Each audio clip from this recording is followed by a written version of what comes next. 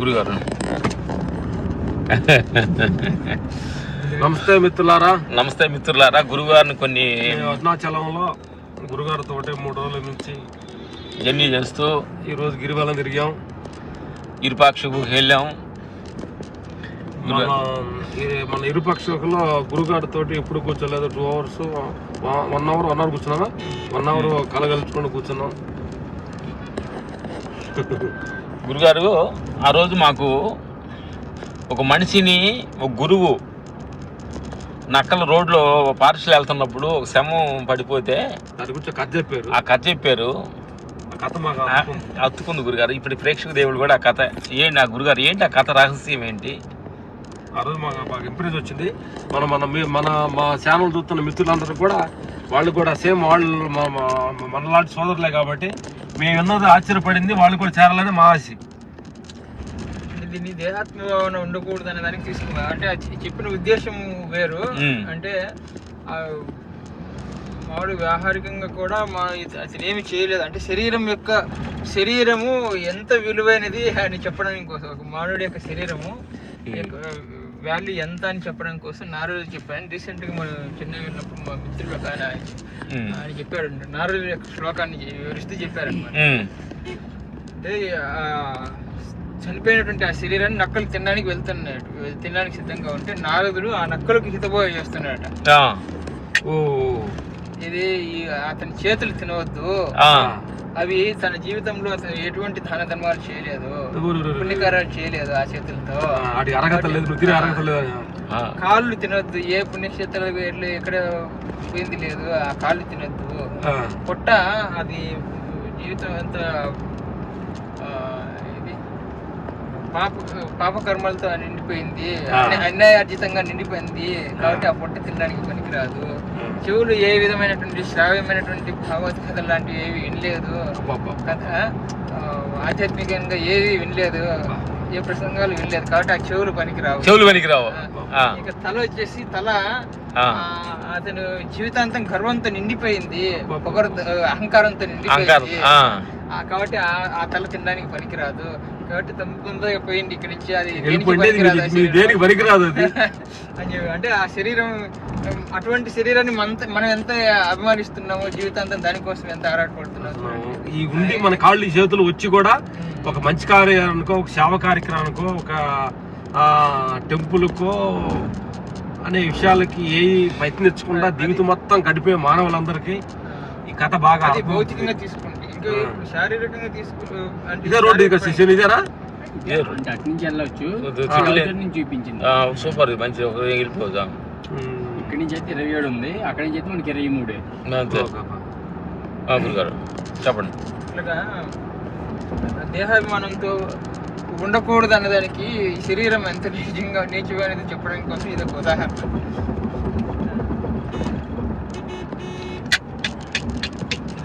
మళ్ళీ ఆ పిల్లవాడు కథ చెప్పారు గురుగారు, అది ఏంటి దాన్ని ఏంటి?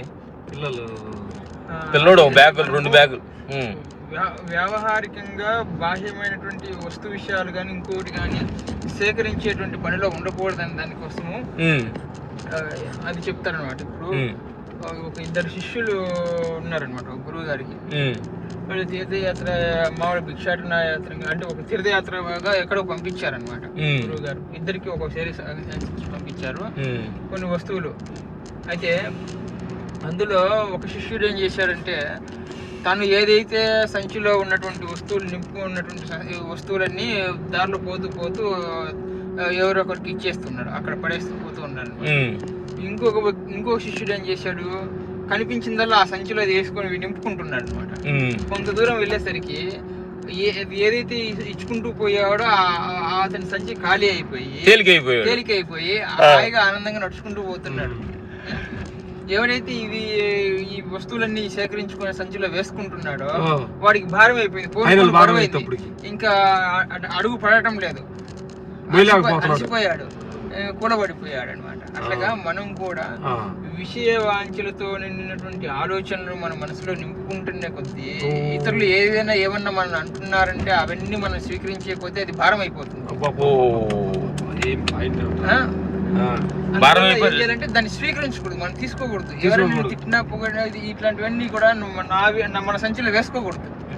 వేసుకుంటే అది భారం అయిపోతుంది, తర్వాత భరించలేము. కానీ ఎవరైతే మనం ఉన్నవి కూడా పోగొట్టుకున్నాం అనుకోండి, హాయిగా తేలికగా ఉంటుంది, ఆనందంగా ఉంటుంది అనమాట అని దాన్ని చెప్పడం కోసం ఇది ఒక ఉదాహరణ.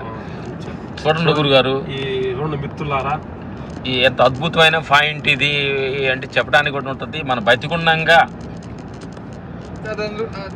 దానికి అనుగుణంగానే ఇది కూడా ఏదైనా ఒక వ్యక్తులు మన ప్రపంచాన్ని చూసే దృక్పథం కూడా ఎట్లా ఉండాలంటే మనం నెగిటివిటీతో చూడకూడదు. ప్రతి వాళ్ళు ఇలా వీళ్ళు ఇలా అంటే ఆ అబ్జర్వేషన్లో, ఆ పరిశీలనలో భాగంగా ఆ నెగిటివిటీని మనం తీసుకోకూడదు. తీసుకుంటే అది నీకు శాంతినివ్వదు.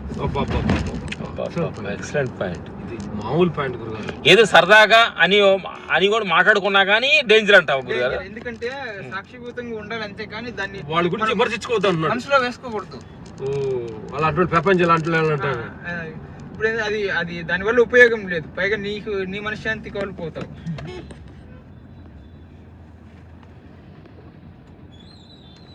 సూపర్ కథ, అద్భుతం కథ, అద్భుతం. ముందు కథ ఏమనంటే, ముందు కథ గురించి మనం ఏమడుగుతాం. ముందు కథలు ఏంటంటే, ప్రపంచ విషయాలను కానీ మనం ఈ ధ్యానం ద్వారా, దాన ధర్మాల ద్వారా కొన్ని మనకి కర్మలు ఉన్నా కానీ మమకారాలు, దేహ మమకారాలు అన్నీ కూడా కొన్ని గుళ్ళకి వెళ్ళి, ధ్యానాలకు వెళ్ళి, సత్సంగాలకు వెళ్ళి వాటి తీసేసుకుంటూ బ్యాగులో నుంచి తీసేస్తా ఉండాలి భారాలన్నీ. తీసే కొంది కొంత ఫైనల్ పోయేటప్పుడు 60 సంవత్సరాలు వచ్చేటప్పుడు కొంతమంది దేహం కొంచెం వెయిట్లెస్ అంటే ఒక భారంతో ఎక్కి దైవ చింతనలోనే మనిషి జీవిస్తానికి ఆస్కారం ఉంది. అదే చిన్న వయసులో నుంచి ప్రపంచ విషయాలు, దేహ మమకారాలు, ప్రపంచ మమకారాలు, కీర్తి మమకారాలు,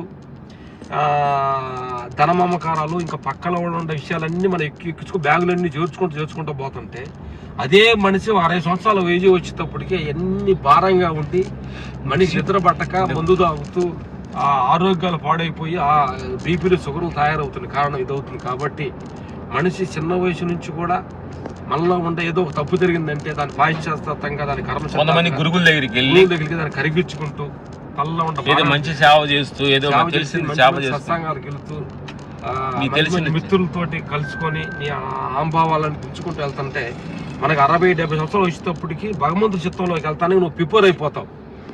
లేదంటే ఆ సమయంలో ఎన్ని చేసుకున్న సమయంలో ఎన్ని బురకెక్కిన తర్వాత అప్పుడు పోయిన భగవంతుడు కోసం దిగితే భగవంతుడిని మనం చేయి చిక్కించుకోలేము అనమాట. ఎందుకంటే ప్రపంచ విషయాలే తలనైనా ఉంటాయి కాబట్టి భగవంతుడి దగ్గరికి వెళ్ళాం.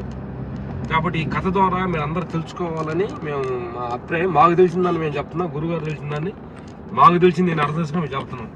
ఆత్మ బుడ్డ పిల్లవాడు ఇంకా చిప్పు ఏ లాంగ్వేజ్ చిప్పు అని ఇంకా తెలియదు అంటే అర్థం అవుతుంది. దీనికి పోయి వాడు నీ వేరే నేను వేరే అన్నమాట. గురుగారు అట్లే వయసు అయిపోయిన తర్వాత చిప్పు అవి అయిపోద్ది మర్చిపోతారంటారు. అట్లా అదేంటి గురుగారు, చిన్నపిల్లలాగా అయిపోతారంటారు కదా.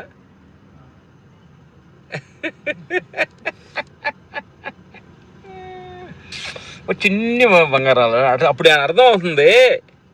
అంటే చిప్పు పెట్టకపోతే దేవుడే ఆ పిల్లడు ఇప్పుడు మనకి అంతే కదా. పసిపిల్లలు దేవుడితో సమానమైన చెప్తారు కదా, పెద్దలు చెప్తారు. వాళ్ళు నిజమే. పిల్లవాడి మనసు జ్ఞానిగా ఉండాలంటే పసిపిల్లవాడి మనసు లాగా ఉండాలట. వాడికి ఏం తెలియదు, అవధూతలాగా పరిగెడతాడు బట్టలు లేకుండా. మనమే వాడే అటు పరిగెత్తుకుని బట్టలు డ్రాయర్ వేసుకో, బనీన్ వేసుకో, అది వేసుకో, ఇది వేసుకో. గురుగారు అంటారు వాడికి లేనిపోని చెప్పి చెడగొడతారు ఈ జనాలు. బట్టలు వేసుకోరా, అటు బావద్దురా, ఇటు బావద్దురా, అది తినొద్దురా, ఇది తినొద్దురా అని.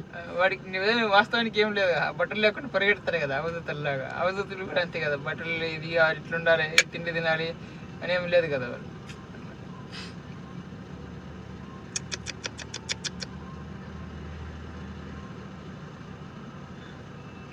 అదే ఎన్ని విన్నా ఎంత చెప్పినా అంటే ఆ సీరియస్నెస్ రావాలి, డెడికేషన్.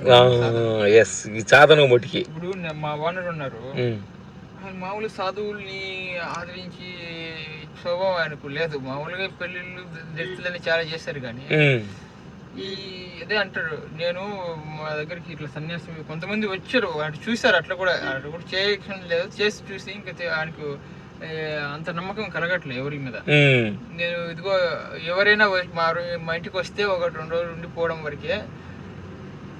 ఇట్లా లాంగ్ టర్మ్ ఉన్నదంటే నేను ఎంకరేజ్ చేసింది ఒక పాలస్వామిని ఎంకరేజ్ చేశాను అంటాడు ఎవరికైనా చెప్పేయడం కూడా. ఓ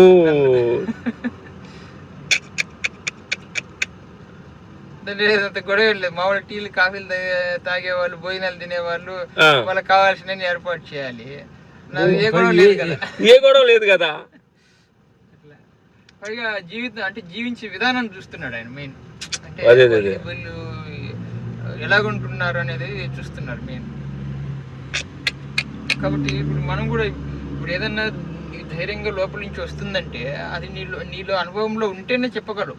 ఉమ్, ఇప్పుడు పుస్తకాల్లో అది ఏంటంటే రిమైండ్ చేసుకోవాలి. దానికి ఒక ప్రాక్టికాలిటీ ఇవ్వలేము అనమాట. ఇవ్వలేము. ఇష్టంగా వాళ్ళకి రీచ్ అవ్వదు కూడా.